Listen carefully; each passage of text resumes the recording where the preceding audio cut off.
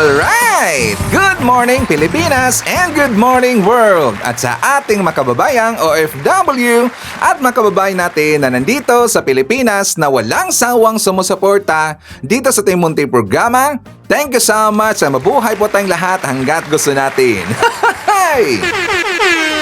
Well, anyways, tuloy-tuloy na po tayo sa tigbabalita dito ng mga tamang balita at sagutin ang maling information na ipapakalat ng mga fake news peddlers na mga anti-Marcos, lalong-lalo na doon galing sa mga DBS na mga saltik bagabayan. Yes, dapat silang sagutin. Bakit? Kasi bagaayan natin sila na lagi pong nainira araw-araw kay BBM at sa Marcos may session sa katagal bagabayan, akala mga paninira, aba totoo yan sa mata ng ibang tao. So dapat silang sagutin kasi ang bagong Pilipinas, bawal po ang mga sinungaling. At syempre, kasama niyo ba rin si Sir Ivan, ang pinakabulol na vlogger sa balat ng YouTube, pagbibigay sa inyo ng mga totoo at mga preskong balita na kinukuha natin sa ating kapitbahay na social media. So magandang buhay sa ating lahat mga kabayan and a happy Wednesday sa ating lahat. Okay, so before tayo mag-start mga kabayan, syempre, as usual, i-check muna natin ang ating mga viewers na may maraming comment dyan sa baba sa ating comment section, ang ating pong top 5 commenters. At dito sa listahan, ang nanguna po si Ma'am Shane Sibal. Meron siyang 76 na mga comments. Nandiyan rin po si Joliet Sonakawa. Meron siyang 48 na mga comments. Lerma Sondita. Meron siyang 47 na mga comments. Nandiyan rin po si Amelia Hogo. Meron siyang 44 na mga comments. And Lynn Gonzalez. Meron siyang 26 lahat ng mga comments. Again, thank you so much po sa ating top 5 commenters. At syempre, pasalamatan natin ang ating po mga silent viewer dito sa ating channel. Thank you so much. At syempre, pasalamatan rin po natin ang lahat ng mga viewers na lagi pong nagla-like, lagi na pong nag-shares ng ating mga videos at doon sa ating mga viewers na nasubscribe sa ating channel. Thank you so much. At syempre, i-acknowledge natin ating pong mga channel members. Nandyan si Pusong Inami, Tess Noses, Barbara Butler, Cosmo Defender, Katita Darl, Edmond Casillejo, Samuel Membrado, and Via Bibar. I-greet natin mga kabayan ating mga suki, mga Ella Birds. Yun ang guna sa pag-comment dyan sa baba sa ating comment section. Nandyan sila si Maricruz Hernandez from North Carolina, USA, Jolly Requesto, Elsie Adaman, Ana Maria Nakamura from Japan, shoutout daw sa taga Pagsanhan, Laguna. Nandyan rin po si Esing Mariano, Jen Medina, Lynn Gonzalez, Mary Lynn Digma, nandyan rin po si Army Lagaso, Jenny Howard, Jovi Montero, nandiyan rin po si Anes Aligre, Florife Gumapak, Rales Carlinga. I-shoutout natin si Bong Yu na nandyan sa VNG Subdivision sa Tacloban. At saka belated Happy Fiesta nga pala no sa taga VNG Subdivision. And also siya po ay member ng PWD Association ng Barangay 109A. Hi to Jaime Garcia from Nottingham, UK. And also syempre, i-shoutout natin ang ating mga pinalangga na mga legends, ang mga senior citizen. Hello po, kumusta ang lahat? And also i-greet natin ang happy birthday si Arcely Bing Reyes, ang Mrs. Netike Reyes from Davao City. And also happy birthday kay Lourdes Cacanando, greetings from Din Osta. And also happy birthday kay Reds Tinkerbell. Okay, so kumusta ang lahat mga kabayan? How are you today? Well, 2 days to go na lang po mga kabayan ko para sa Valentine's Day. Ready na bang lahat sa Valentine's Day? So si Ivan, secret. I-secret natin po at saka i-surprise natin mga asawa mga kabayan. Diba? Kasi at least once a year naman yan eh. Tsaka dapat rin po natin papahalagan po yung Valentine sa hindi yung palagi ka lang po na busy. Si Sir Ivan busy talaga eh. Ang ating beauty everyday makabayan super busy. So dapat rin po natin na siyempre i-check rin po natin ting asawa. Tsaka dapat sa time na yan, sa time po ng Valentine's Day, dapat happy siya makabayan. Okay? So siya nga pala, napansin ko lang makabayan, since na-start up po yung pangangampanya, election, malapit na po yung election makabayan, ang dami yatang inassign na mga trolls sa ating account.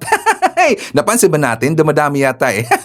Hey, mukha yatang na-magnet na si Ivan yung mga trolls, yung mga anti-Marcos, mga DDS na mga rabid makabayan. Kasi nga, inatake na naman po si Sir Ivan. Kung napapasin nyo po, pati doon sa Facebook account natin, ang dami talang umatake. Kasi sabi ng mga DDS makabayan, napapakalat daw ng fake news si Ivan. Napapakalat ba tayo ng fake news? I don't think so. Ang ating mga topics dito, ating mga ibinabalita dito, meron yang kasama po na mga ebidensya makabayan. Mga source natin, legit ho yan. Hey, unlike doon sa mga DDS, sabi lagi sa kailang vlog na according sa aking narinig at saka meron daw ipinaabot sa kanya na information makabayan galing daw sa puting ahas. Pero wala pong ipinakita po ng mga ebidensya makabayan. O di ba? Yan po ang ang malaking kaibahan ng mga DDS dito kay Sir Ivan. Pati ang ating po mga viewers, mga account po ng mga viewers natin makabayan na maraming comment diyan sa baba. Tinatawagan nila at saka sinabihan lang makabayan na bayaran daw. Bayaran daw natin. Bayaran daw ni Sir Ivan makabayan. Yung ating top 5 commenters, pati po yung mga account na maraming comment makabayan, bayaran ba sila ni Sir Ivan? Baliktad yata. Hey, dito sa ating mga bagong anti-Marcos na nakasign dito sa ating channel, hindi yun mga bayaran, yung mga commenters natin. Sila lang po ang nagbabalabas ng kanilang saloobin kasi nga mga gonggong yung mga sinusuportahan nyo na mga poon. Mga kasi marami makabayan eh.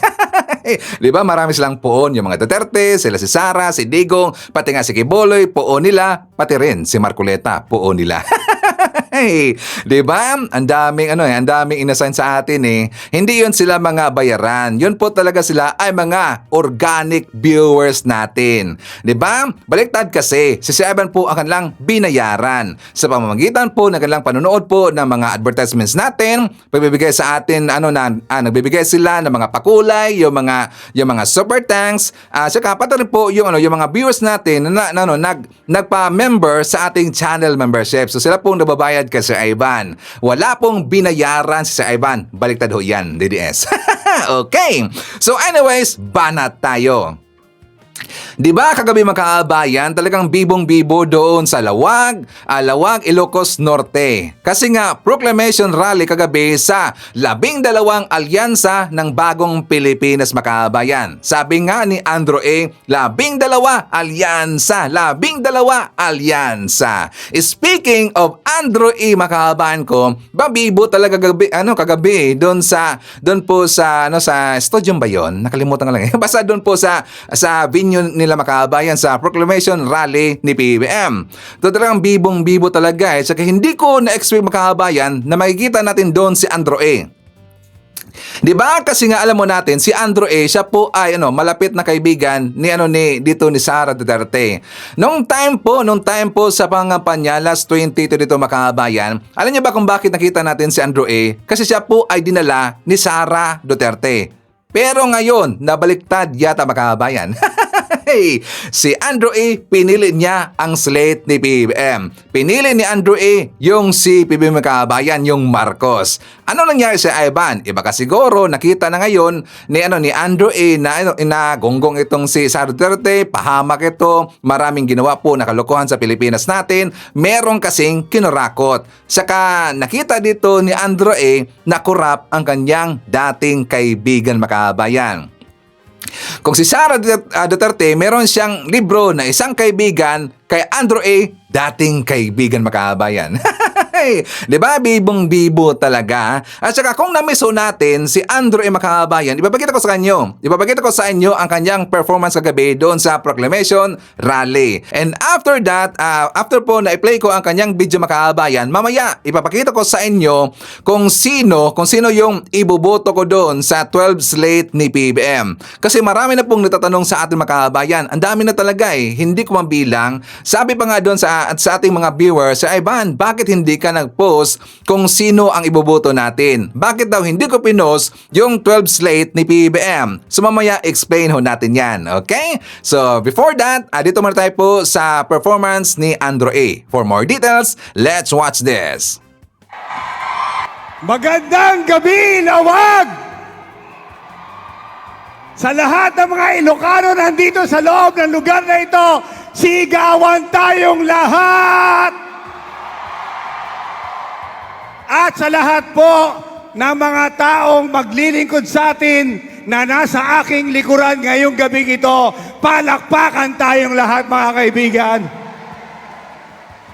Kung nasaan ang ingay, meron akong ibibigay.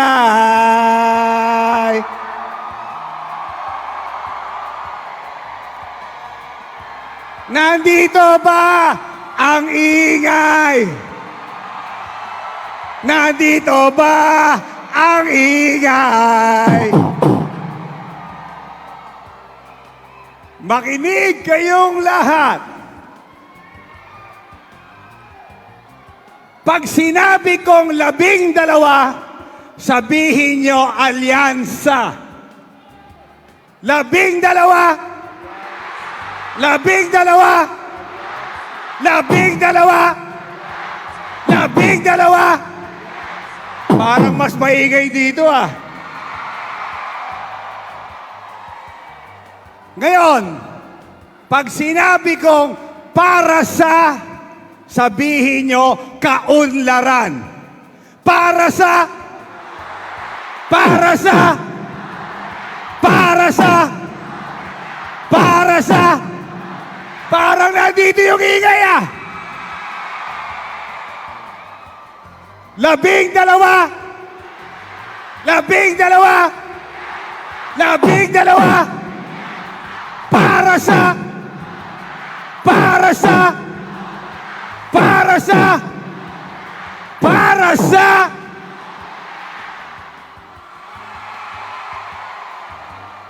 let me hear you say ho, say ho,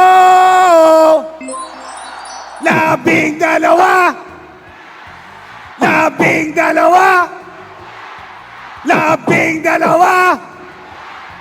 Oh, para sa lawag. Sino ang pinakamaingay? Sama, sino ang pinakamaingay? Sino ang pinakamaingay? Come on! Para dito ang pinakamaingay ah. Para dito ang pinakamaingay. Come on! Here we come go. on! Ah! 12. 12.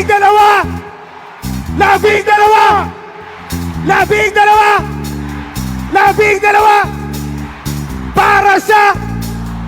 Para sa, everybody sabay-sabay. 1, 2, 3. Ako'y nasa Malate.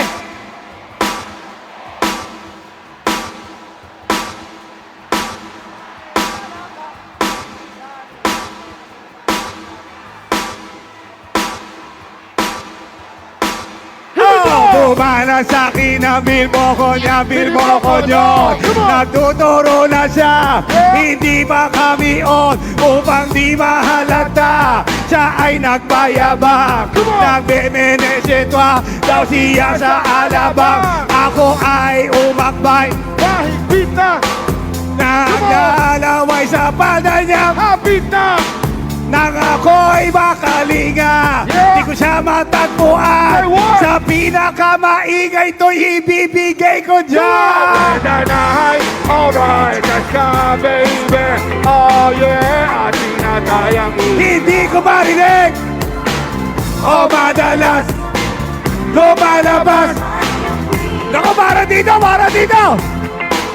Here we go! Sa kape Adriatico ako ay inaya. Come on! Inom daw kami at siya ang taya. Kaya kami dalaway What? uminom ng beer. Yeah! Inangat niya ang baso. Ang sabi niya sa akin, chill! ang di ko alam ay meron siyang inilagay. Come on! Ako'y bigla nahilo, What? nawala ng aking malay. Nang ako'y magising, aking napansin pangalan ng motel. Come on! Kaya sabi ko na ako, i-split na ako. Pag nabo ko na girlfriend ko, mahirap to. Nawala sa isip ko ang kanyang bahay. Wow. Come on! Pag kayo ang maingay, ito'y ibibigay ko dyan. When the night, alright, let's go, baby. Oh yeah, at tinatayang Hindi ko marinig o madalas lumalabas. Naku, parang dito na. Oh, dale, dale. Come on! Say what? Di ko marinig. O madalas lumalabas. Oh, parang dito na. Dito na.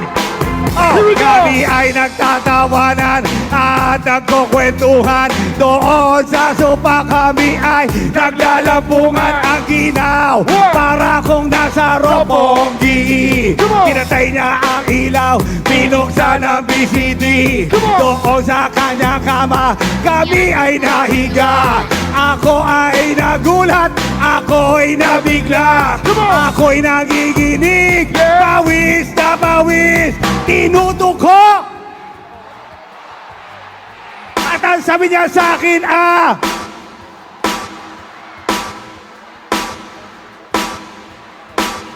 tumagilid, lumuhod, na matapos na kami, sabi niya, Come on! oh, when the night, alright, has come, baby. Oh, yeah, pinatayaki. Everybody sing! Oh, madalas, lumalabas. Now take it to the top. Oh, darling.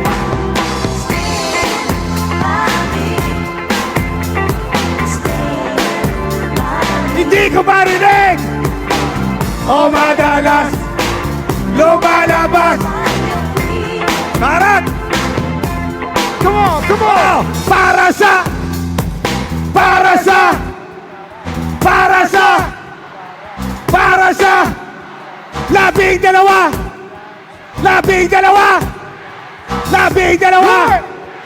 dito na ba pinakamaingay? Come on! labing dalawa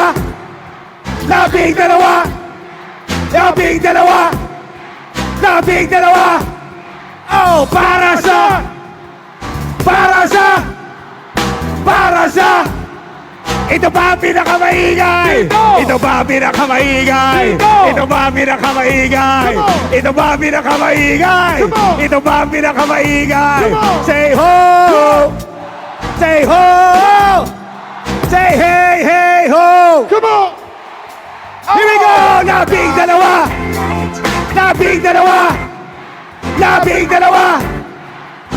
dalawa! Oh, para sa ito ba ang pinakamaingay? Dito! Ito ba ang pinakamaingay? Dito! Labing dalawa!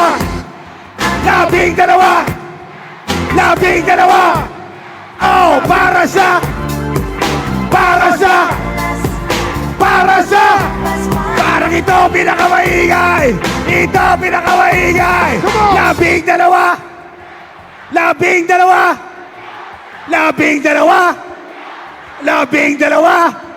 Oh, para sa O di ba? Bumabalik na naman po sa atin yung vibe sa last election makabayan. Yung election 20 dito, yung pangampanya ni PBBM, di ba napakabibo ng makabayan? Kasi kapag nandyan po itong kapag nandyan rin po itong si Andrew A, aside pa kay PBBM, talaga pong bibo yung event makabayan. Kasi itong si Andrew A, napapatayo niya, napapasigaw niya, napapahiyaw niya yung mga tao makabayan. So malaking factor ho yan sa pangampanya sa slate ni PBBM. Di ba? Masaya yan. Unlike doon sa kabilang kampo, sa grupo nila ni Kibuloy, kasi nanonood ko doon kagabi sa rally nila ni Kibuloy kagabi makabayan, boring talaga eh. Super boring talaga. At saka nakita ko rin po doon, nagsalita ito si Kibuloy. Si Kibuloy makabayan, hindi nahiya. Hindi ba nahiya ito makabayan na meron siyang kaso? At saka ito si Kibuloy, nakakulong ngayon. Diba? Gunggong talaga eh. Talagang napakatanga, napakabubo yung boboto doon sa kabilang kampo makabayan. Yung boboto nila ni Kibuloy, yung boboto doon nila ni Bongo, ni Bato, nila ni Ipe, yung slate, yung PDP laban. Diba? Bubo lang talaga yung boboto doon makabayan. Kasi nga sila ay mga identified na mga pro-China. At hindi nila kayang ipagtatanggol ang ating teritoryo makabayan. Diba? Dapat piliin natin po yung karapat-dapat na mga politiko. Okay? So anyways, forward tayo. Katulad dun sa aking sinabi, diba, i-reveal ko na dito kung sino yung ibuboto ni Sir Ivan. Kasi nga, matagal na pong nagtanong ating mga viewers makahabayan for how many times na, pero wala akong pinost doon sa ating Facebook account. Bakit? Kasi meron dito sa slate ni PBBM na even though, na diba, sabi po ni PBBM na iboto natin po 12-0 dapat ang slate ni PBBM. So, kahit sinabi yun ni PBBM, well, syempre, may nakita kasi ako doon na hindi talaga gusto ni Sir Ivan. Like for example, Rebilla Makahabayan. Diba? I am very sure na marami rin po dito ang ayaw kay Rebilla, included me Makahabayan. Kasi nga, ako po nag-obserba, ako po nagbabasa-basa po sa inyong mga comment, marami talaga pong ayaw dito kay Rebilla, included me Makahabayan. So si Rebilla kasi, di ba siya po ay tatak Duterte Makahabayan, talaga pong identified siya na Maka Duterte. Kung napansin ba natin, during doon sa pagpirma po doon para i-impeach si Sara Duterte, 'di ba wala pong Rebilla doon na pumirma Makahabayan.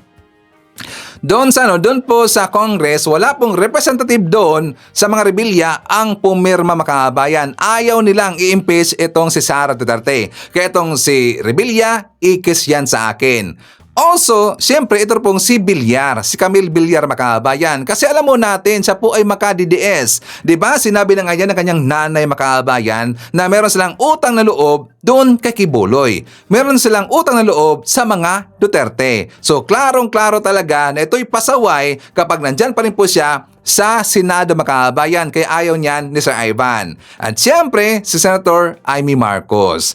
Si Senator Amy Marcos Makahabayan, makailang beses na ho yan, pinagbigyan ni Sir Ivan, di ba tayo pinanawagan lagi, na sana itong si Senator Amy Marcos, sana dito ay magbabago. Sana iramdam niya, sana pakiramdaman niya yung panawagan ng mga Marcos supporter, ng mga loyalista na ipagtatanggol itong si PBBM. Pero hindi pa rin niya hanggang ngayon ginawa Makahabayan. Kaya kaya tayo po nawalan ng gana dito kay Senator Amy Marcos. Kaya ikis yan kay Sir Ivan. And also, ito pong si Senator Tolentino Makahabayan.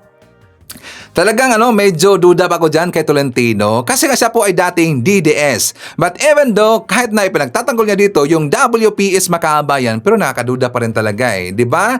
Kapag ikaw ay DDS, talaga po ikaw po ay DDS Makahabayan. So itong si Tolentino, medyo 50-50 pa dyan itong si Sir Ivan. Okay?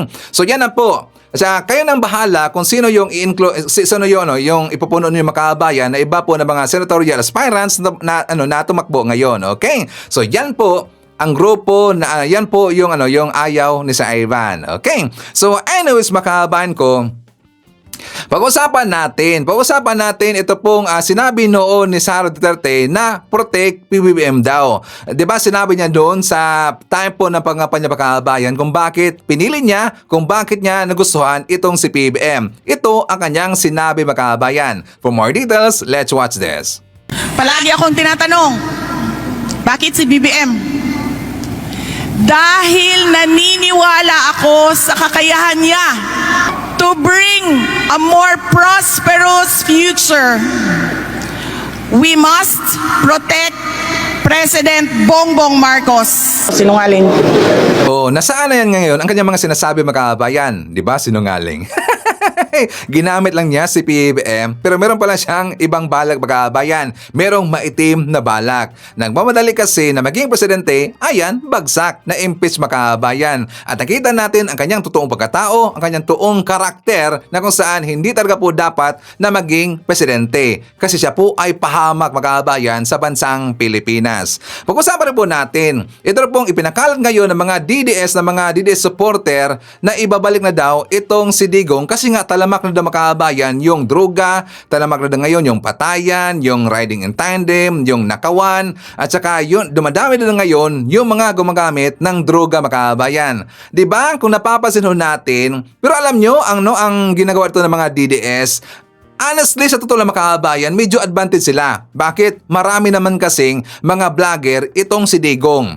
Itong mga naratibong ipinakalat dito ng mga maka-Duterte tungkol dito sa paninira nila sa ating gobyerno, na paninira nila dito sa pamamalakad ni PBBM, actually marami naman talaga sila. Kaya marami silang nauto mga kababayan. Kung napapansin ninyo, kapag ikaw po ay mag-scroll mga kababayan, kapag meron kang makita dito na insidente na patayan or meron pong RAPE mga kababayan, di ba talagang sinisisi na dito kaagad si PBBM? Sinisisi nila kaagad dito yung gobyerno ni PBBM at saka nilalagay nila na sana babalik na daw itong si Digong Makabayan. Well, siya nga pala, speaking of Digong, di ba sabi po ni yung nagkaso dito kay Speaker Martin Romualdez Makabayan, yung si Pantaleon, yung si Representative Pantaleon. Di ba sabi ni Pantaleon kahapon sa kanyang statement Makabayan, na kapag daw itong si Sara Duterte ay ma-impeach, patatakbuhin na nila ng presidente this coming 2028 itong si Digong Makabayan.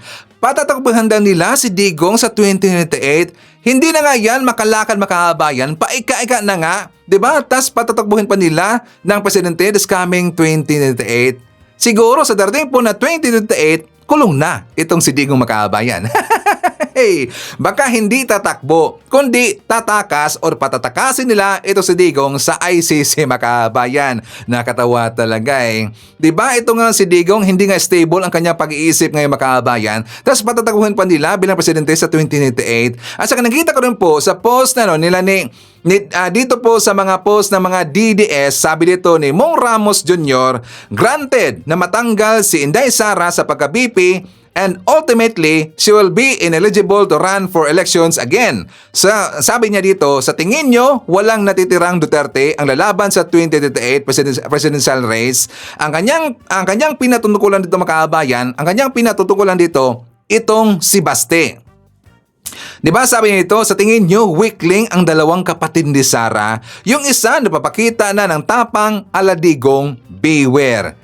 Si Basti, tatakbo ng presidente sa 2028 makabayan. Hindi pa nga sigurado na yan mananalo sa mga Nograles makabayan. Diba sa national pa bilang presidente? I don't think so. Bawal ang adik sa Pilipinas. Kasi yan po ay noted na adik makabayan. Tingnan nyo nga ang kanyang picture. Diba? Yan ay adik makabayan. Gusto ba natin ng adik? Diba? So wag iboto mga Duterte kasi sila po ay alleged protector ng mga drug lord na makabayan. So babalikan natin ito pong kanilang ipinakalat na sana daw ibalik na daw itong si Digong. Well, tatanungin natin sila kung meron bang napahuli, meron bang naipakulong itong si Digong na drug lord sa kanyang panahon makabayan. Kahit isa na drug lords makabayan. Diba wala? Sa panahon na po ni PBBM, napansin ba natin ngayon makabayan na even though na hindi ganoon kabukal si PBBM, pero sineryoso ho yan ng kapulisan natin. Sineryoso ho yan makabayan yung war on drugs, pero iba kasi ang style ng Marcos admin. Unlike doon sa panahon ni Digong, puro pananakot, meron silang pinagtitigil makabayan, pinagliligpit nila, pero naging negosyo yung makabayan. Pero dito sa panahon ni PBBM, epektibo makabayan. Kasi nga 'di ba naglabasan sila. Pagkakala nila makabayan na medyo maluwag ang polisiya ni PBBM sa war on drugs, pero sila po ay minanmanan makabayan. Sa panahon kasi ni Digong, sila ay natatago. Pero ngayon sila ay lumabas, ayon, kulong makabayan. Like for example, tingnan nyo dito. Itong dalawang Taiwanese, isang Chinese drug lord makabayan, arestado sa Makati City. Diba? Iyan kasi ang naiwang kalat ni Digong. Tsaka si PBBM pa dito, yung tagahuli makabayan. Si PBBM pa talaga dito, yung nanghuli. Diba? Kasi ito si Digong, yung bunganga lang, yung nagbibida doon. Kaya nga marami siyang nauto ng mga Cebuano, marami siyang nauto ng mga Bisaya, mga Tagalog, dahil ito po sa pang-uto ni Digong. Pero kahit isa, wala siyang nahuli na ipakulong na mga drug lords makabayan. Dito kay PBBM, marami. Yan na, isa po example makabayan, Taiwanese or isang Chinese drug lord, ang dalawang Taiwanese, yan po ay drug syndicate makabayan. So dito na po sa balita, napadeport na nila yung itong Serbian na wanted for illegal drugs. Dito na po, Canadian drug trafficker makabayan faces charges sa Pilipinas, ngayon dineport na ng Bureau of Immigration. Dito na po, isang South Korean dahil po sa drugas makabayan. Yung kapatid ni Michael Yang Makabayan, di ba naaresto doon sa Pasay? Alam mo natin. At saka, itong si Michael Yang Makabayan, di ba siya po ay noted na, na tauhan right hand po ni Digong? At saka honestly, siya po ay drug lord Makabayan. So ang kapatid ni Michael Yang nahuli doon sa Pasay. Ito rin po, isang Australian drug smuggling Makabayan nahuli ng ng mga Bureau of Immigration. Ito pa, sa taga West African Sindikato Makabayan ng Drogas. 'Di ba ang dami talagang ang dami pong naaresto, ang daming nahuli na mga sindikato Makabayan. Dito pa, mga bagong balita Makabayan. Itong tungkol po sa 6.9 million pesos na halagang hinihinalang shabu na sabat sa Comelec checkpoint sa Davao Makabayan. 6.9 million. Dito pa, 170 million pesos na drug smuggling nakuha doon sa Cebu Port Makabayan. Isipin nyo, 170 million pesos ang halaga ng drogas. O di ba? Talaga pong nagtatrabaho ang Marcos admin Makabayan. Pero siyempre, hindi kasi nila yan nakikita kasi nga iba ang kanila pong plano dito. Gusto kasi nilang sisiraan po yung Marcos admin Makabayan na wala dang ginagawa, wala dang trabaho, wala dang ginagawa dito sa mga ginagawa po ng mga adik dyan sa Kalye Makabayan. Meron ho ang mga pinaghuhuli dito ng kapulisan natin, ng PDEA agents, ng taga-PDEA, ng kapulisan natin, yung source sa illegal drugs Makabayan. Yun po ang target. So syempre, yung mga tao na mga alik na nandyan po sa daanan natin, yan po'y tinatrabaho ng kapulisan natin. Pero doon sa panahon ni Digong, wala siyang nahuli, wala siyang naipakulong na mga drug lords Makabayan. Sa panahon lang yan ni PBM. And also, ito na po doon sa Davao Makabayan. 7 million na drugs na samsam doon sa Davao City sa checkpoint. Diba sabi na Makabayan na takot ang taga Davao City sa mga Duterte? Pero bakit ngayon nalipahan po yung mga dugas dyan sa Davao Makabayan tas nahuli ngayon ng Marcos admin? And also, ito na po'y babala sa mga mahilig gumamit, mahilig po magsisyo ng drogas at saka ipopost nila sa Facebook Makabayan. Naalala ba natin, ito pong babae na to? Di ba siya po ay nag-vlog Makabayan tas pasaway talaga eh. Parang iniisi-isi na nila yung Marcos admin. Pag-aakala nila hindi sila mahuhuli Makabayan. Nang dahil pinost niya ang video niya, yon kulong. At saka nakita nga natin Makabayan na grabe yung iyak niya. Parang tsabaw na tsabaw talaga eh. Parang baka Makabayan. Tapos nung time po na siya ay nagsisyon po siya ng drogas Makabayan. Happy pa. Parang nang-asar pa Makabayan. Nung nahuli ng kapulisan natin, kasi nga siya po'y trinace Makabayan using sa IP address dyan sa Facebook kasi tumulo rin po yung Facebook Makabayan. Yun, kulong. Iyak nandun sa kulungan Makabayan. Tapos sabi pa nga niya na dinala lang daw siya ng kanyang mga kaibigan. Well, kulong sila Makabayan. O diba? Sige lang, post na kayo dyan sa Facebook, makukulong rin kayo. And speaking of Facebook Makabayan, alam niyo ba na meron nangyari sa Facebook nung sinerch ko yung Alyansa Makabayan kasi nga 'di ba meron ng pong alyansa ni Inday Sara Duterte na grupo Makabayan. So yung alsa ni Inday Movement, yun kasi ay isa po sa mga nag-cover sa event ni Kibuloy kagabi Makabayan. Pero hindi yun nagpopular sa Facebook. Ang nagpopular sa Facebook Makabayan yung alyansa ng Bagong Pilipinas. O di ba naligwak ang mga Duterte yung padapa laban sa Facebook Makabayan? Hey, hindi nag-viral. Ang nag-viral doon yung alyansa ng Bagong Pilipinas. Isa rin po sa ipinakalat ngayon ng mga DDS Makabayan, ito dang si Willie Rebillame abay gustong sumingit. Gusto dang sumingit sa alyansa ni PBM. Ito yung picture na pinakalat na ngayon. So sila, at sabi nila na ito dang si Willie Rebillame ay nandun na sa hanay ni PBM. O nandito na sa hanay ni PBM. Well, yan po ay fake news Makabayan. Kasi doon sa pinakalat po ni Chinito, itong si Mr. Real Talker Makabayan, sabi niya na ito daw, nakita niya si Willie Rebillame na pumunta doon kay Speaker Martin Romualdez. Kasi according po ng mga DDS ngayon, nakikipagkita daw si Willie doon kay Speaker para daw isingit ni Speaker doon kay PBM or sa slate ni PBM. Gusto na ngayong bumaklay si Willie Rebillame sa grupo ni PBM. Well, yan po ay fake news Makabayan. Unang-una, Post yan ni Mr. Real Talker. Alam mo natin po itong si Mr. Real Talker mga kababayan, yan po ay fake news peddlers. At kapag mayroong ipinost itong si Real Talker, talaga pong nakakaduda yan. So ngayon, I found out mga kababayan, na yung picture na yan po ay luma. Kasi yan po ay year ago mga kababayan. Yung bumisita nung bumisita itong si Will Revillame, yan po ay last year pa. At saka ginawa nila ngayon mga kababayan na sabi daw ito ay bago para daw gustong sisingit itong si Revillame dito sa grupo ng mga Makamarcos mga kababayan. Diba? Nakaduda kasi kapag si Real Talker. So dito, na-debunk natin sila mga kababayan. Yan po ay luma na picture. Yan po ay last year pa mga kababayan. Year ago. Okay, so before na mag-jump po sa next topic, i-share naman natin, nandyan po si Michael Vinas, Felicidad Solitas, Noel Narcida, hi to Mario Caberio from Cebu. Nandyan rin po si Jose Hipolito, Fi Cecilio Carrillo from Oregon, USA. Kasama rin po natin si Eddie Orayas, Benji Sumailo. Nandyan rin po si Olda Rico Angeles, Henry Hermano. I-shoutout natin si Jerry Ronyo from Silang, Cavite. Hi to Banis Milagros, Alexander Aquaman, hi to Emily Basog, nandiyan rin po si Regina Oxon, i-shoutout natin si Maximo Magdalena from London, Evelyn Garcia, Josephine Gallego, Jessup Do from Calaba, Laguna, nandiyan rin po si Ashen, Jemson, Jemboy, Jeriel, and Regine, Abudawi City of Cebu, greetings from Rodolfo Ranadarbor of Tansa, Cavite. Hi to Tony De Los Reyes, Annalyn Biden from China, and hi to Dioselen David. Okay, so inisa natin mga kabayan kasi nga nakalimutan natin eh.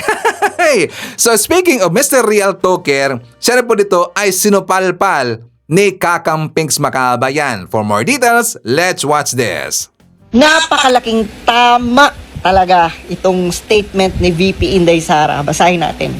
Gaano kalala ang Pilipinas na pag-iwanan na tayo ng panahon ng ating mga kapitbahay dito sa region at napag-iwanan na tayo ng mundo. Tama! Kung basihan natin yung pag-alis ng mga Pilipino sa sarili nilang bansa, ay sobrang malala dahil sobrang dami nating mga kababayan ang nakikipagsapalaran sa ibang bansa dahil wala silang makitang oportunidad at pag-asa dito sa ating bayan. Tama! Tama ka, VP Inday Sara. Realidad lang ang sinasabi ng ating BC. Kasi kung makikinig ka sa Marcos admin, kay PBBM, okay ang bansa natin, ganito yung growth. Putang inang growth yan. Growth, pero walang malalaking project. Growth, pero hindi nga maituloy-tuloy ang build na sinimulan ni Tatay Digong. Yung mga ibang proyekto na purnada. Kasi walang pondo. Kasi puro kayo ayuda. Tapos sasabihin ng mga loyalista, si BBM may nagawa. Tatanungin mo ano? Namigay ng lupa. Putik! Sa kanya ba ang lupa? Sa gobyerno, yung lupa na pinamimigay. Dapat lang si Tatay Digong nga namimigay din ng lupa. Ang kailangan ng Pilipinas, yung kaliwat ka ng infrastructure. Yung mas maboost ang tourism natin. Linisin ang bayan natin at ayusin ang peace and order. Siguraduhin ang seguridad ng bawat Pilipino sa loob ng Pilipinas. At ang kailangan ng mga Pilipino yung mga makabuluhang proyekto na magagamit natin pati sa next generation. Mga magagandang benepisyo sa mga manggagawang Pilipino, sa mga mahal nating senior citizen, sa mga mahal nating OFW. Ganyan! Hindi ayuda! Hindi uunlad ang Pilipinas! Ha? Paano uunlad ang Pilipinas dyan sa buwisit niyong ayuda? Kaya alam niyo mga lords, it's about time na ibalik talaga ang mga Duterte sa totoo lang. Ikaw, BBM, binilog mo ulo namin eh ha? Akala namin ipagpapatuloy mo ang nasimulan ni Tatay Digong. Pinaramdam mo rin sa amin nung eleksyon na kunwari ipagpapatuloy mo. Pero hindi pala, grabe ka talaga. Mga kababayan, wag po tayo basta-basta maniniwala sa mga pinagsasabi nito at ng iba pang DDS dahil para po sa akin, ang layunin lamang nila ipapangitan ng imahe ng kasalukuyang administrasyon ni PBBM. Una sa lahat, yung pong mga sinabi ni VP Sara ay nagpapahiwatig na sablay po ang gobyerno ngayon, kasalukuyang gobyerno, no? So, yung kanyang naging statement ay pula po sa gobyerno kung saan siya po ay kabilang. miyembro po siya ng kasalukuyang gobyerno. So kung pinupulaan niya at sinasabi niya yung mga negatibong bagay na nangyayari sa bansa, siya po ay isa sa mapupulaan dyan. No? Pero hindi ibig sabihin sinabi niya yan, ayan po talaga ang nangyayari. No? Ito po si Mr. Real Talker Lods Chinito. Yan po lagi ang ginagawa nila, puro negatron, puro kanegahan, puro negative po ang kanilang binabalita at binabahagi sa social media at sa kanilang mga followers. Na yung mga followers nila nagagalit ng nagagalit. Wala po silang ibinabahagi sa kanilang mga platform na magagandang nagagawa or mga accomplishments ng kasalukuyang gobyerno.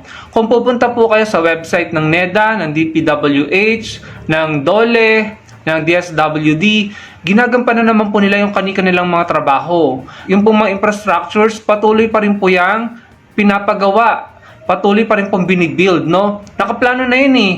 Panahon pa nila GMA, ni Pinoy, ni Duterte, hanggang ngayon, yung pong plano ng, yung ating economic plan, infrastructure plan, yan po ay tinutuloy ng kahit sinong presidente, no? Just because hindi nila sinasabi at hindi nila nakikita, hindi ibig sabihin ay hindi nangyayari. Yan po ang problema, mga kababayan.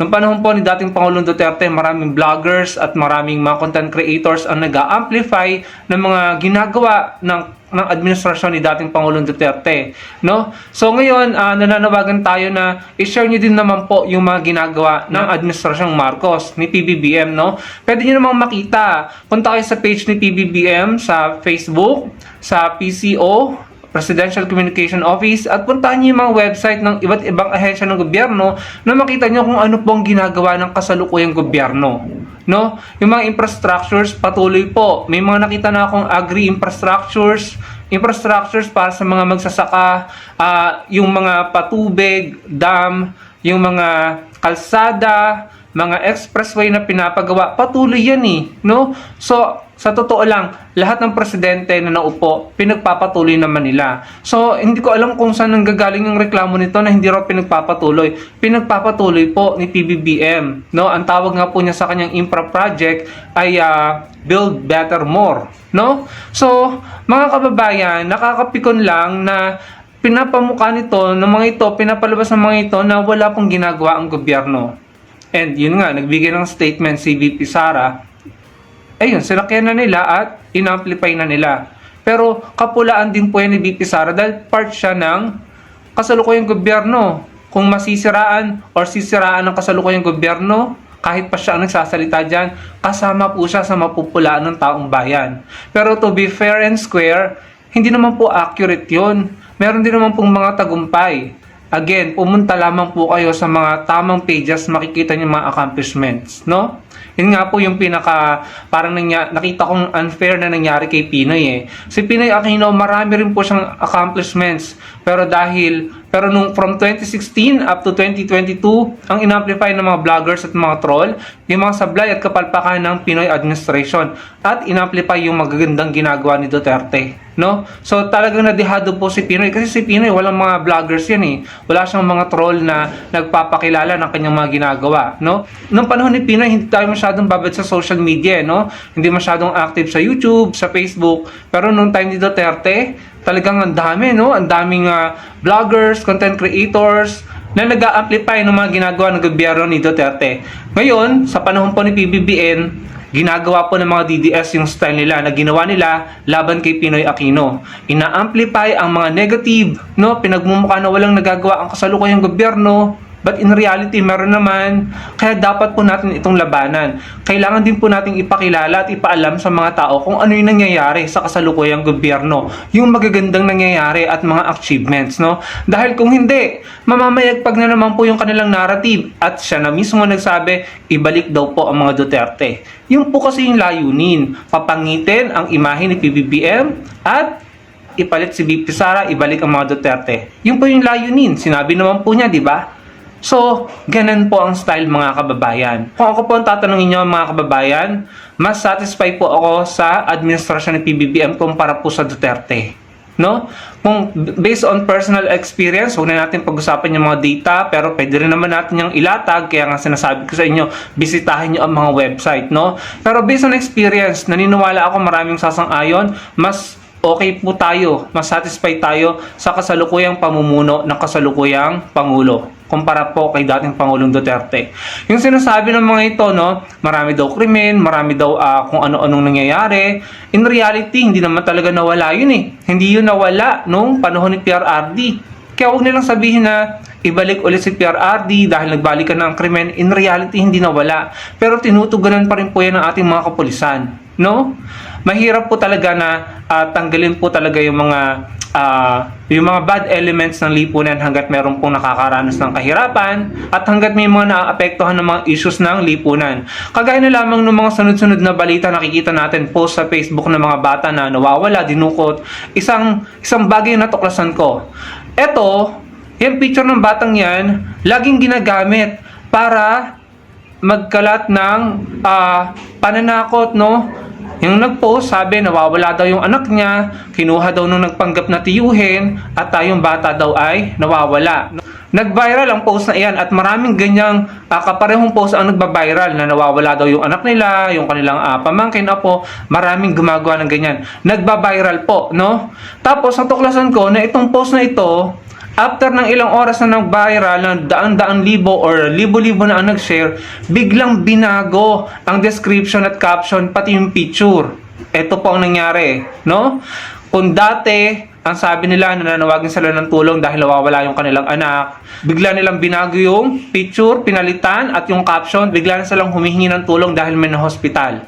Ayun po yung picture ng na-hospital, no? So, sa madaling salita, ang aking pambasa dyan ay ginagawa nila ito bilang isang uri ng pang-i-scam. Pag nag-viral na yung picture ng batang nawawala, daw, papalitan nila yung picture, babaguhin nila yung nakasulat, humihingi na sila ngayon ng tulong dahil sa hospital daw po yung kanilang kamag-anak or anak, picture ng nasa hospital, nasa ICU, ang kanilang ipopost dyan, tapos maglalagay ng GCash number.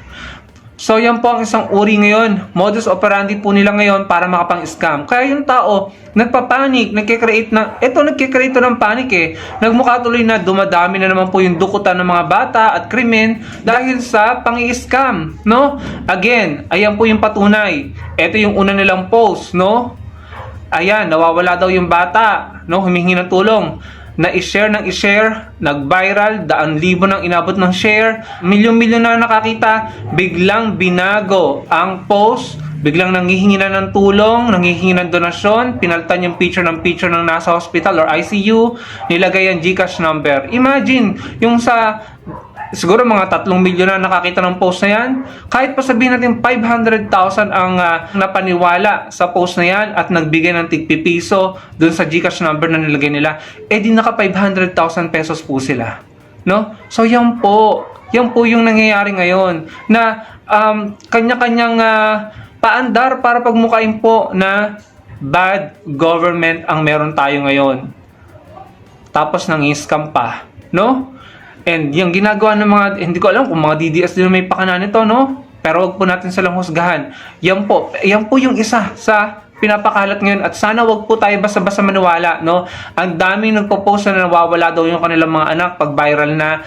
Titignan nyo ulit yung post, iba na po yung nakasulat. Inedit na. Tignan nyo yung edit history, makikita nyo yung pagbabago, no? And anong resulta nito? Bukod sa nakapanghut-hut sila ng pera sa mga taong na paniwala nila, nag-create ito ng panic sa taong bayan, sisisihin na naman ng taong bayan na sunod-sunod na naman ang krimen, ang daming batang nawawala, negative na naman po ang tingin ng taong bayan sa gobyerno, no? At yan pa, yung mga ginagawa ng mga DDS, mga kababayan. Kaya wag po basta-basta magpadala sa mga ganyang emotional or appeal to emotion, mga attempt na galitin ang puso nyo, galitin ang taong bayan na magalit sa gobyerno. Wag po magpadala sa ganyan. Bagkos tumulong tayo sa gobyerno, makiisa tayo para paunlarin ang bansa at pagaanin ang buhay ng ating mga kapwa Pilipino. Kaya ugaliin natin mga kababayan, i-share natin ang mga vlogs ng mga pro-admin vlogger para marami itong ma-educate ng mga kababayan natin na nabulag ng kabilang kampo. Kasi nga marami pong nauto dito, itong mga DDS makabayan. Marami ho mga vlogger ang mga DDS. So dapat magtutulungan tayo. I-share natin ang mga vlogs sa Ivan, pati po yung mga kasamahan natin po ng mga bro, admin, vlogger makabayan. Okay? So anyways, nandiyan rin po si Amelia Hugo, Angelita Holsinger. Nandiyan rin po si Luisito Niedo, Apolonio Nocido. I-shoutout natin si John Wake. Hi to Margie Yadao from Hong Kong. Nandiyan rin po si Ernie Todo, Sweet Nia, Karisma Lakshmi Riches. Nandiyan rin po si Rijak Alvarez, Teresito Lu, IAE Ideas, and hi to Lorna O. Villanueva. Okay, so mga kababayan ko, ipakita ko sa inyo ang speech ni PBBM kagabi. For more details, let's watch this. Parang mahirap makapaniwala na nandito na naman tayo sa kampanya. Napakabilis ng panahon, napakabilis ng pagdaan ng 3 taon na akala natin ay magiging mas matagal. Ngunit nandito nga tayo sa darating na halalan sa Mayo. At sinimulan po natin ang aming national campaign, kagaya ng dati, dito po sa ating minamahal na lalawigan ng Ilocos Norte. Andito po ang aming ipinagmamalaki ng mga kandidato para sa Senado. Ngunit, bagamat nakatuon ang pansin natin sa ating mga kandidato para sa Senado, huwag po natin kaligtaan ang halos 18,200 na local executive na ating ihahalal sa Mayo. Nabanggit ko po ito dahil may pagmamalaki ng alyansa na kami lang ang may kumpletong ticket mula sa senador hanggang sa sangguniang bayan ng pinakamaliit na bayan ng buong Pilipinas. At hindi pangkaraniwan ang mga aming kandidato. Hindi po kagaya ng mga nakikita natin sa mga iba't ibang partido. Hirap na hirap makakuha ng kanilang mga miyembro. Ang aming pong ipinagmamalaki at pinaglalaban ay subok na at matagal nang nagseserbisyo sa publiko. Hindi po ay naaawa rin po kuminsan sa ating mga katunggali dahil nagmamakaawa para makakuha ng mga malalakas at magagaling na kandidato. Di tulad ng iba, karampot lang ang kandidato. Dito po, buo kami. Hindi lamang buo sa numero, ngunit buo ang loob para ipaglaban ang kapakanan ng bawat Pilipino at ang buong Pilipinas.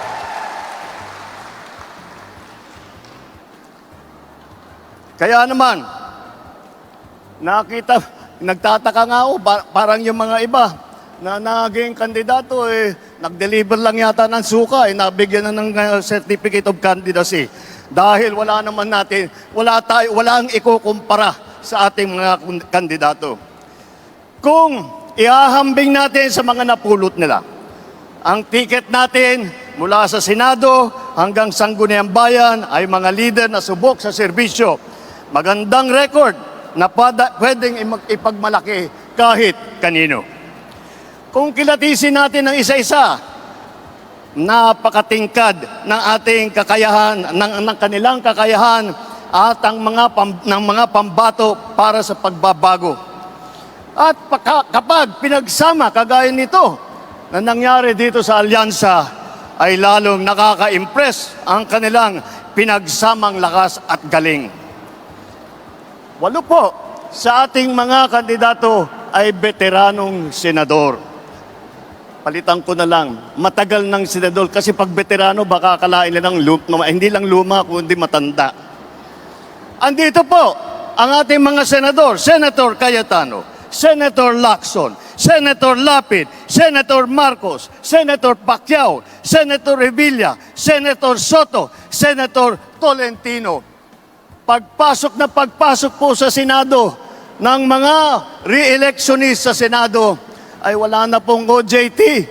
Hindi na mag-aaral. Alam na alam nila ang trabaho alam na nila ang pangangailangan ng Pilipino, alam na nila ang gagawin nila upang gawin at idala sa ating mga kababayan ang kanilang pangangailangan.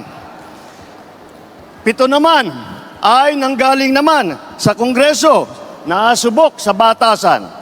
Andyan po ang mga Congressman Abalos, Congressman Binay, Congressman Cayetano, Congressman Marcos, Congressman Pacquiao, Congressman Tulfo, Congressman Villar. Kitang-kita po naman natin na itong lahat ay sanay na sanay, subok na subok at matagal nang nagpapakita ng galing. Hindi na bagito sa pagpanday ng mga batas.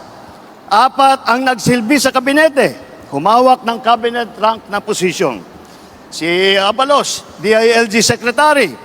Si Tulfo, nag-DSWD Secretary. Lacson, ng Yolanda Rehabilitation Commission.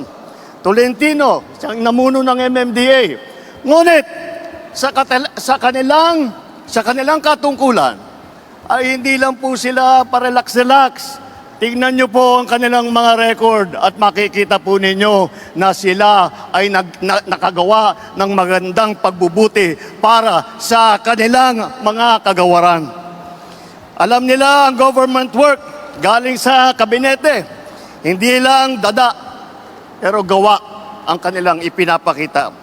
They are not here to oppose. They are here to propose. 3 ang naging gobernador ng malalaking probinsya. Alam nyo na, Manang Aimee, dito sa atin, sa Ilocos Norte. Lito Lapid, Governor Lito Lapid ng Pampanga. At ang Governor Revilla ng Cavite naman. Bukod pa ron, kasama nila ang 3 naging city mayor. Binay, ng Abi Binay ng Makati. Tolentino ng Tagaytay. Abalos ng Mandaluyong. At huwag natin kalimutan na si Tito Sen, Senator Soto, ay naging Vice Mayor din ng Quezon City. Hindi rin po tayo nagkukulang sa boses ng kababaihan at maglalaban para sa karapatan ng ating kababaihan dahil 4 sa ating mga kandidato ay babae, pero itong mga babaeng ito ay palagay ko, mas matatapang pa ito kaysa sa mga lalaki na nandito ngayon. Mga abogado naman, 4 din. 4 ang abogado natin, Abalos, Binay, Cayetano, Tolentino. Si Aimee nag-aaral din sa law school. At pinagtatalunan lang nila kung sino daw ang pinakamagaling at sino nanggaling sa pinakamagandang eskwelahan. Ngunit lahat yan ay magaling, lahat yan ay matalino, lahat yan ay ginamit na ang kanilang kakayahan upang pagandahin ang Pilipinas. Kung itatanong naman natin, sila ba ay isa lang ang pinanggalingan? Tiga Maynila lang ba lahat? Tiga Luzon ba lahat? Hindi po. Dahil pagdating sa geographical representation, 2 ang taga Mindanao. Si Manny Pacquiao ng Bukidnon, Sarangani at saka Jensan. Si Erwin naman, lumaki sa Davao Oriental, sa Sulu, mga probinsya kung saan nadestino ang kanyang bayaning ama. Ang unang Vicente Soto ay naging senador na tiga Cebu. Ang nanay naman namin ni Aimee, alam nyo naman, 100% waray. Alam naman natin pati na ang lolo ni Camille ay galing sa Iloilo. Yan po ang ating ipagmamalaki. Dahil po nauunawaan nila hindi lamang ang mga problema na hinaharap na nasyonal, hindi lang ang mga problema sa taas, sa Senado, ngunit lahat po sila ay may karanasan sa local government, may karanasan sila sa executive. Lahat po sila ay nakapagpakita na ng kanilang kakayahan. Kaya't po ay kayang-kaya naming maipagmalaki. Bukod po dyan, tignan niyo po ang record ng ating mga kandidato. Wala sa kanila ang may bahid ng dugo dahil sa tukhang. Wala sa kanilang kasabwat sa pagbulsa ng sako-sakong pera, pinagsamantalaan ang krisis ng pandemya, pinabayaan ang ating mga kababayan na magkasakit at mamatay. Wala sa kanila ang mga pumapalakpak sa China at natutuwa pa kapag tayo ay binobomba ng tubig. Tinatamaan ang ating mga Coast Guard, hinaharang ang ating mga mangingisda, ninanakaw ang kanilang huli. At bukod pa ron ay inaagaw pa ang mga isla natin para maging bahagi ng kanilang bansa. Wala po sa kanila ang tilang sakristan ng isang bulaang propeta na nasasakdal dahil sa pagyurak sa ating kabataan at sa ating kababaihan. Wala sa kanila ang tagataguyod ng pugad ng krimen, ng sentro ng paglalapastangan ng mga kababaihan na mga pogo. Tayo ngayon ay nasa sangandaan ng ating paglalakbay bilang isang malayang bansa. Bilang isang sambayanang may dangal, may sipag at may talino. Tayo ba ay papayag na babalik sa panahon gusto ng kung kailan gusto ng ating mga liderato maging probinsya tayo ng China? Babalik ba tayo sa nakaraan na ibinubugaw ang ating bayan bilang isang sugalan ng mga dayuhan?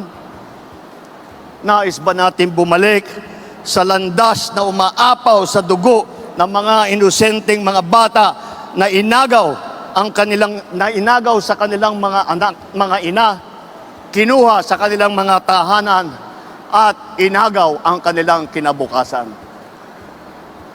Walang nagnanais na Pilipino na mabalik tayo sa ganyang klaseng pagpatakbo.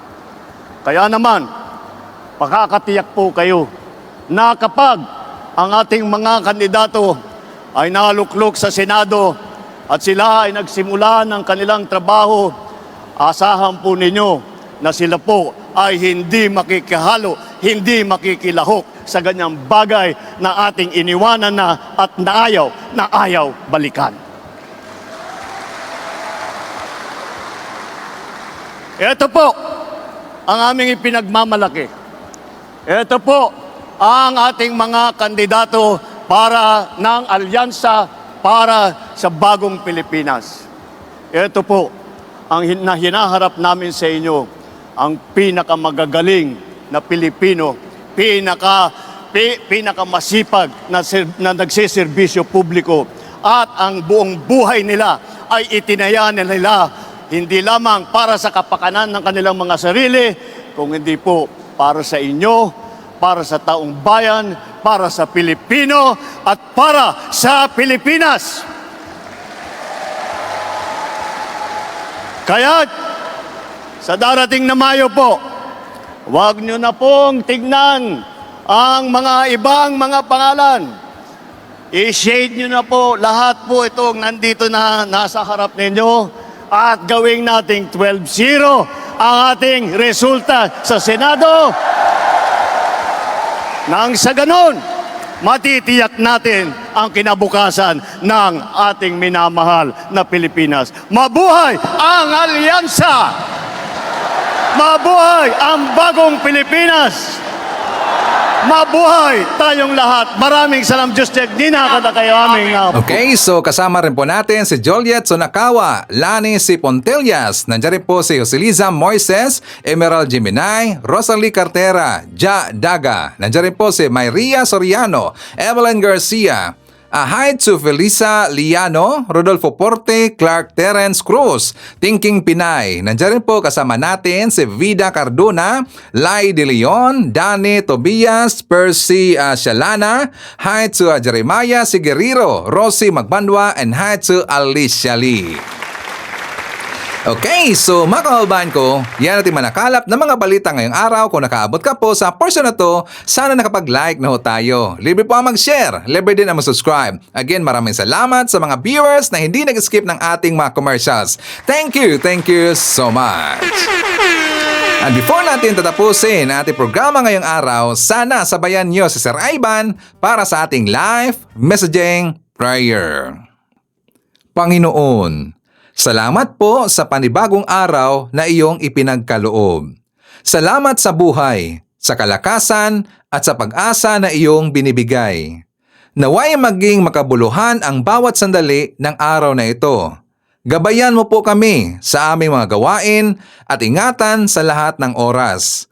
Pagpalain niyo po ang aming pamilya, kaibigan at lahat ng aming makakasalamuha. Hinihiling po namin ang iyong karunungan, kapayapaan at pagmamahal na maghari sa aming mga puso. Idinadalagan ko ito sa pangalan nating Panginoong Jesucristo. Amen. So maraming salamat mga kababayan, and I hope to see you again on my next video.